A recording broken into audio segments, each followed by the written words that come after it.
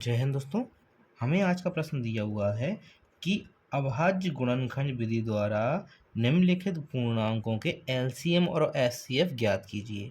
तो आपको यहाँ पर हम अभाज्य गुणनखंड करेंगे। पहले करेंगे हम 12 के। तो पहले अभाज्य गुणनखंड में पहले अभाज्य संख्या कौन सी होती है? तो 2 होती है। तो 2 से काट के देखते हैं। 2 से काटा इसको, 2 छंग 12, कितना आ गया? 6 आ गया। फिर 2 से काट के देखा तो 2 तिया 6 आ गया। फिर हमने 3 से काट के देखा तो 3 एकम 3 आ गया। आपको हमेशा अभाज्य संख्या से काटना है। अगर पहली अभाज्य संख्या से नहीं काटना है तो दूसरी से काटना है, दूसरी से नहीं कटेगा तो तीसरी से काटना है। अगला देखते हैं हम। अगला अंक हमारे पास है 15। ये आपका 2 से कटेगा नहीं तो हम 3 से काटेंगे। 3 से काटा, 3 5 है 15। 5 आपका 3 से नहीं कटता है, 5 से काटेंगे तो ये आपका कितना आ गया? 1। लास्ट देखते हैं 21। तो ये आपका 2 से नहीं कटेगा, 3 से कटेगा। 3 7 21। 7 आपका 3 से भी नहीं कटेगा। 3 के बाद अभाज्य संख्या 5 होती है, 5 से नहीं कटेगा तो 7 अभाज्य संख्या ही है, 7 से कटेगा, ये आपका 1 आ जाएगा।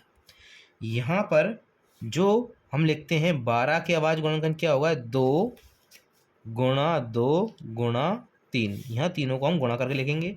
इसी प्रकार 15 के जो अभाज्य गुणनखंड हैं वो आपके कितना है? 3 और 5। इसी प्रकार 21 के, तो 21 के अभाज्य गुणनखंड हैं आपके 3 और 7।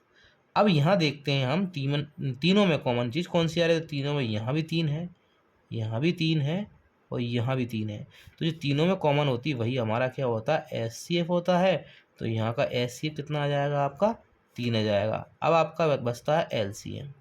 एलसीएम जो एचसीएफ आया उसको लेना है और एचसीएफ को छोड़कर जो हमारे पास संख्याएं बच रही हैं उन सबका गुणा कर देना है।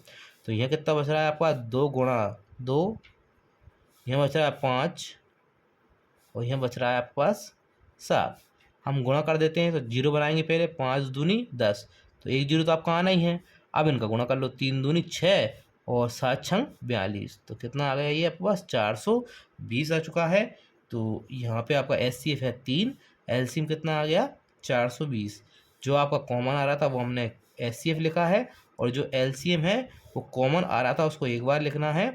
एक बार लिखने के बाद जो आपके अदर बच रहे थे उनको हमने लेके सभी का गुणा कर दिया।